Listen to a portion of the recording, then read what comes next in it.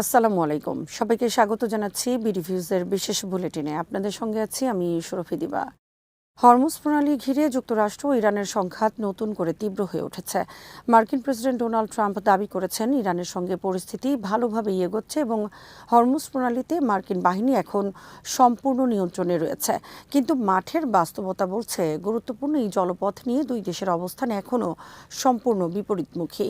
এরই মধ্যে ইরানের বন্দরমুখী একটি পানামার পতাকাবাহী কার্গো জাহাজকে থামাতে মার্কিন বাহিনী সামরিক শক্তি প্রয়োগ করেছে।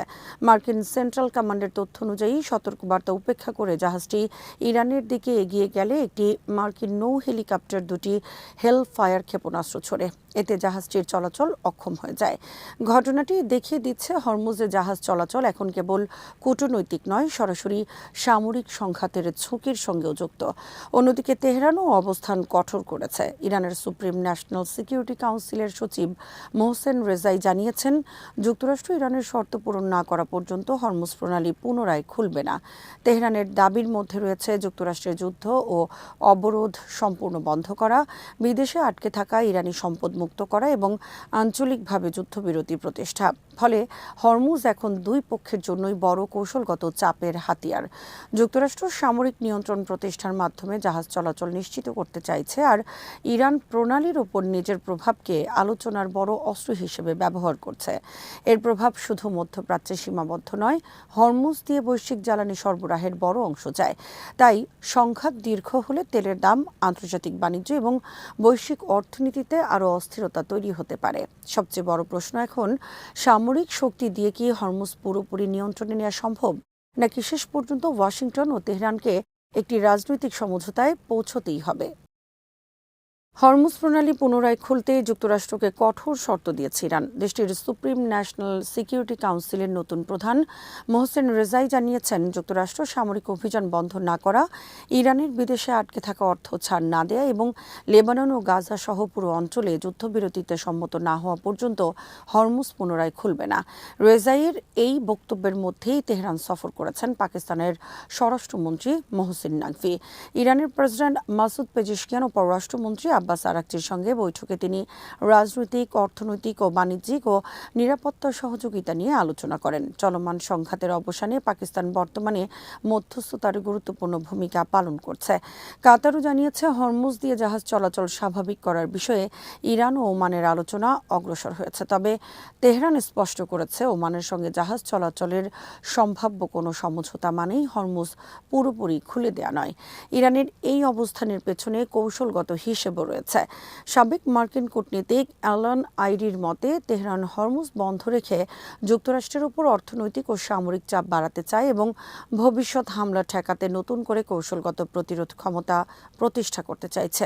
এদিকে উত্তেজনা আরও বেড়েছে। যুক্তরাষ্ট্র জানিয়েছে, ওমান উপসাগরে একটি পানামার পতাকাবাহী কার্গো জাহাজ মার্কিন অবরোধ অমান্য করায় তাদের নৌবাহিনীর হেলিকপ্টার গুলি চালিয়ে জাহাজটির স্টিয়ারিং ব্যবস্থা অচল করে দেয়। অন্যদিকে বাব আল মানদেব প্রণালীতে হুথিদের হামলায় একটি কার্গো জাহাজের 4 জন ক্রু নিহত হয়েছেন। ফলে হরমুজ সংকট এখন শুধু ইরান যুক্তরাষ্ট্র বিরোধী সীমাবদ্ধ নেই, এটি পুরো মধ্যপ্রাচ্যের বাণিজ্য ও জ্বালানি নিরাপত্তার উপর নতুন চাপ তৈরি করছে। ফিলিস্তিনে আসন্ন আইনসভা নির্বাচনকে সামনে রেখে ভোটারদের নির্বাচনী নিবন্ধে নাম অন্তর্ভুক্ত ব্যক্তিগত তথ্য হালনাগাদ করার আহ্বান জানিয়েছে হামাস। আন্দোলনটি বলেছে, নির্বাচনী প্রক্রিয়ায় অংশগ্রহণ নিশ্চিত করতে ভোটার নিবন্ধন অত্যন্ত গুরুত্বপূর্ণ।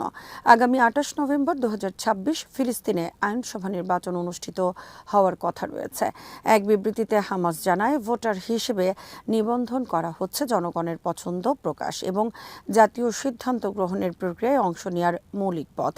এর মাধ্যমে নাগরিকরা আইনসভা ও ফিলিস্তিনের জাতীয় পরিষদ সহ বিভিন্ন সরকারি প্রতিষ্ঠানে নিজেদের প্রতিনিধিদের নির্বাচিত করার সুযোগ পাবেন।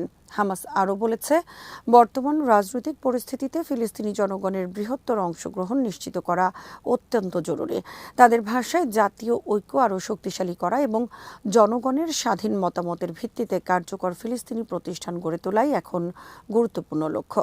এসব প্রতিষ্ঠানের বৈধতা জনগণের মুক্ত ইচ্ছে থেকে আসা উচিত এবং সেগুলোকে ফিলিস্তিনিদের আকাঙ্ক্ষা, অধিকার ও জাতীয় স্বার্থের প্রতিনিধিত্ব করতে হবে।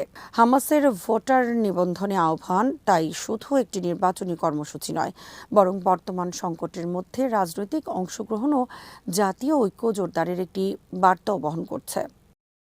ইরানের ইসলামিক রেভলিউশনারি গার্ড কর্পস বা আইআরজিসি এখন শুধু দেশের ভেতরে প্রতিরক্ষামূলক যুদ্ধের প্রস্তুতি নয়, বরং প্রয়োজনে শত্রুর ভূখণ্ডে গিয়ে অভিযান চালানোর সক্ষমতা গড়ে তুলছে।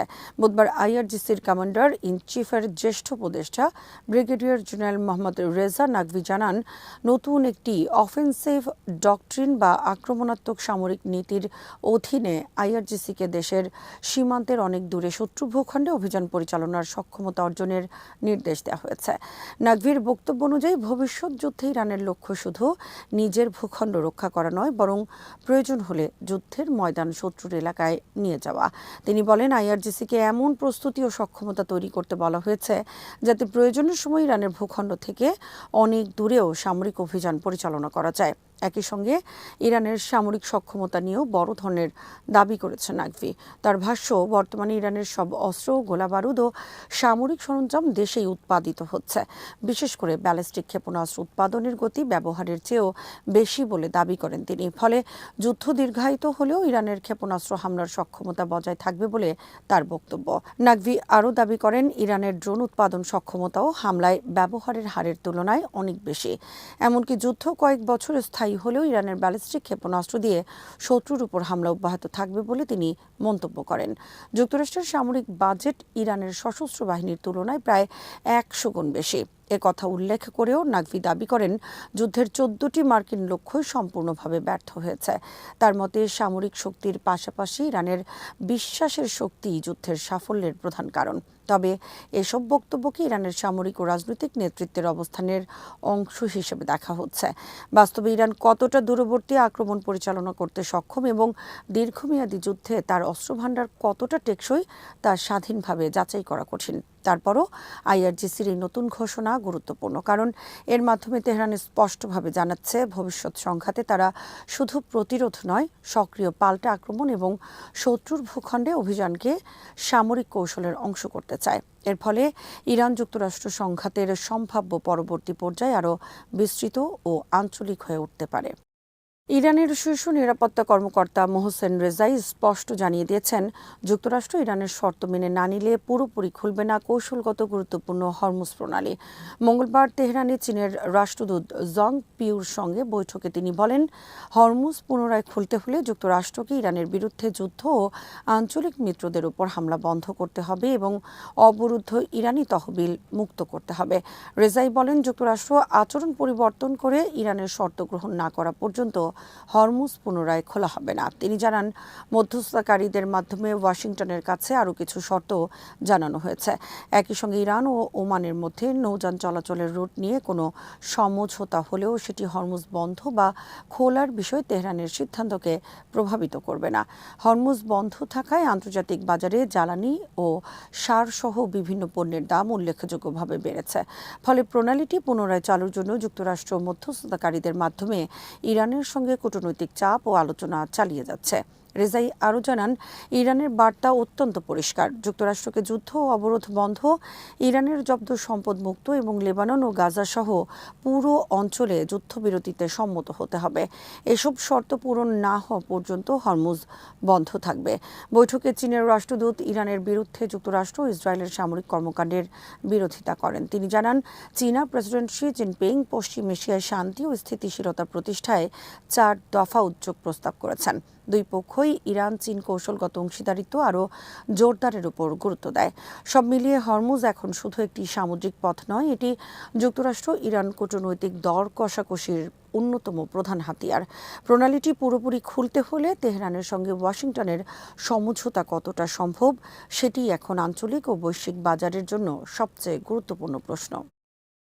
প্রিয় দর্শক, যুক্তরাষ্ট্র ইরান যুদ্ধ নিয়ে আরও সর্বশেষ সংবাদ এবং বিশ্লেষণ থাকছে আমাদের সন্ধ্যার বুলেটিনে। আজ এখানেই শেষ করছি। সবাই ভালো থাকুন, সুস্থ থাকুন আর দেখতে থাকুন বিডিভিউজ। চ্যানেলটি ভালো লাগলে সাবস্ক্রাইব করুন, সংযুক্ত থাকুন আমাদের ফেসবুক পেজে। আল্লাহ হাফেজ।